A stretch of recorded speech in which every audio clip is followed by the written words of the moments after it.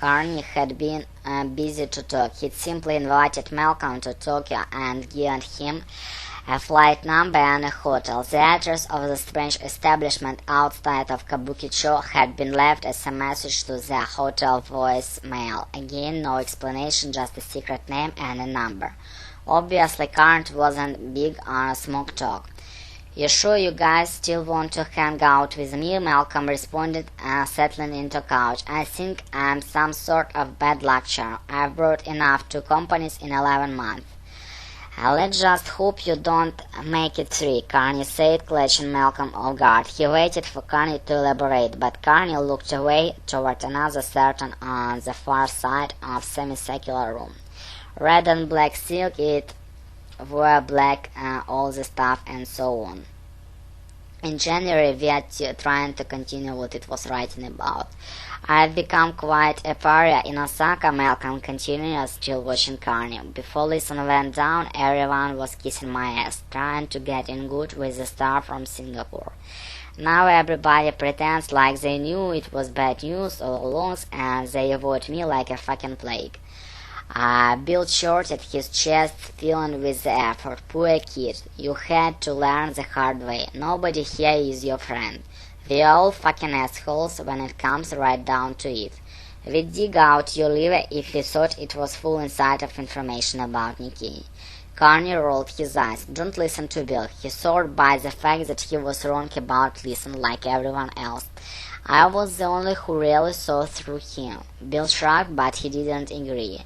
Carney still looking at the curtain. Malcolm could not only see half of his features from his angle, but Carney looked eager, like something grand was about to happen. Even his soft voice, usually emotionless, seemed tingled with anticipation. What happens to Listen was the traditional demise of gambler. He chased losses with bigger bet, lost that, chased the lost again, and so on. Malcolm, fourth rule of Carney. "Oh, Christ," Bill rejected, but Carney silenced him with a wave.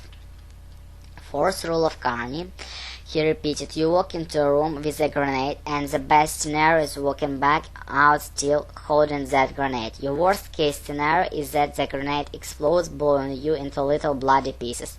And the moral?" Bill asked, pulling his beard.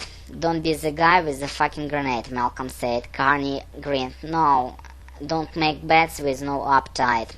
His eyes looked strange, jittery. His pupils seemed a little too small, and his thin lips jerked up at one corner. Malcolm had the sudden feeling that Carney was white. He dropped. He was just reading between the lines. It was after midnight. He had no idea what Carney and Bill had been up to all evening. Maybe Carney was just exhausted or drunk. "Malcolm," Carney said, interrupting his thoughts, "Bill and I were launching our drone hedge fund on Monday morning. We've raised $350 million from private investors. We've got an office set up here in Tokyo, and we've already brought in 6 new traders, including your friend Akari.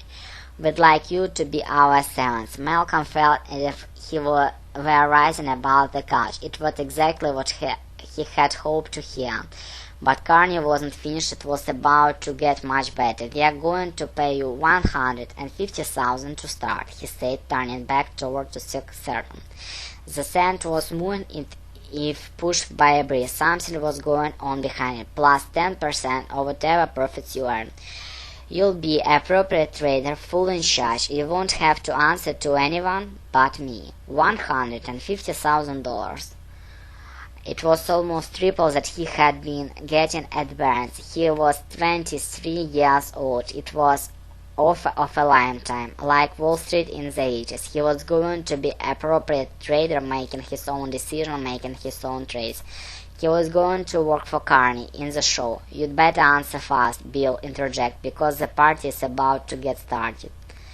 The silk curtain swept to one side. A row of Japanese women entered one after another, tall, short, thin, curved-cast. Репетитор по скайпу, Smart Teacher 197. Я смогу вас научить внятному и хорошему английскому.